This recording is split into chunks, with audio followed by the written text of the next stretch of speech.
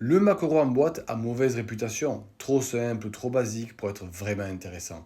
C'est une erreur.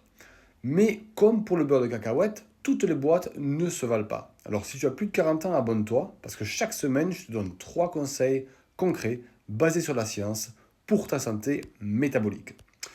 Alors le maquereau fait partie des poissons gras, avec la sardine et le hareng, c'est-à-dire riche en acides gras oméga 3 à longue chaîne, en particulier le DHA, un acide gras associé au bon fonctionnement cérébral.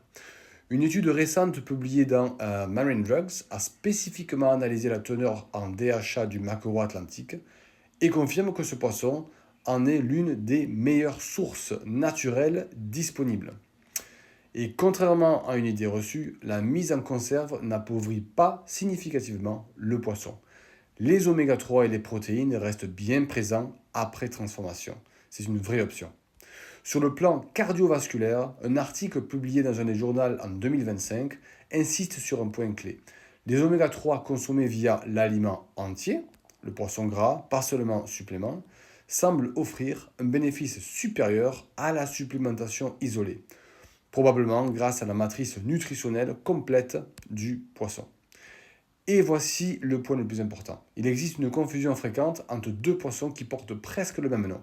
Le maquereau classique, celui vendu en boîte en France, et le maquereau roi, une espèce différente, nettement plus contaminée en mercure. Ce n'est pas le même poisson.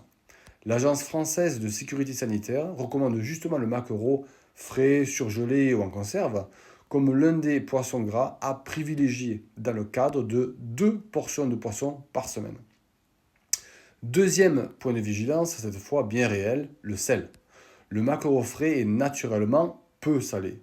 En boîte, ça peut changer complètement selon la recette.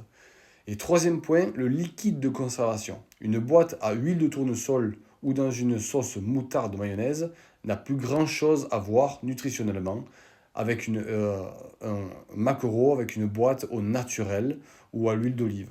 On y ajoute des oméga 6 en excès, parfois des sulfites, des amidons transformés.